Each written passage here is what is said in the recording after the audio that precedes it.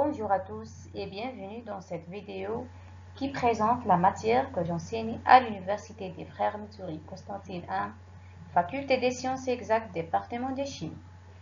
La matière est intitulée Travaux pratiques de chimie 2. Je suis Roul Iman, docteur en chimie, diplômé de l'Université des Frères Mitsuri Constantine I, spécialité chimie analytique et environnement.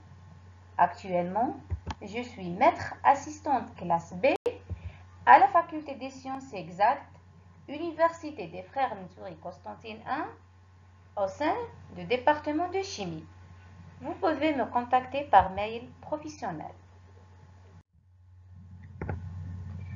Les travaux pratiques sont une composante cruciale de l'apprentissage en sciences, offrant aux étudiants l'occasion de mettre en œuvre les concepts théoriques dans un environnement expérimental. Pour ce qui est de cette matière TP Chimie 2, son coefficient il est de 1, son crédit il est de 2.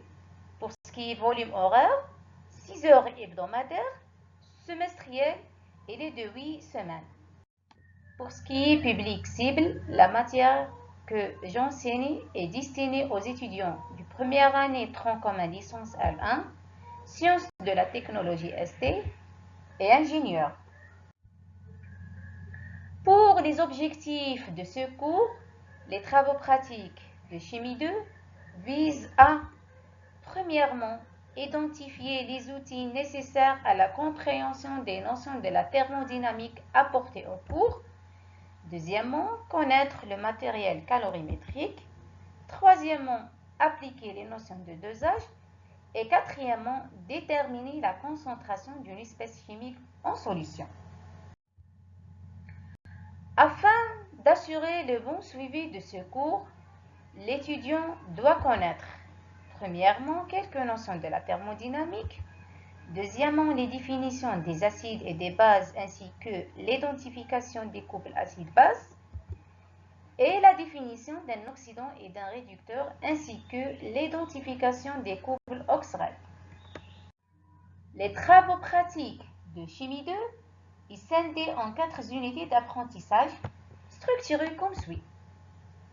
Le premier TP mesure la capacité calorifique du calorimètre CK. Le second traite le dosage acido-basique. Le troisième étudie la chaleur massique des liquides. Et le quatrième étudie les réactions d'oxydoréduction. L'évaluation finale de ce cours se fait à travers un examen final, compte 40%, et une évaluation continue et régulière à raison de 60% restant. Cette dernière est réalisée par différentes formes.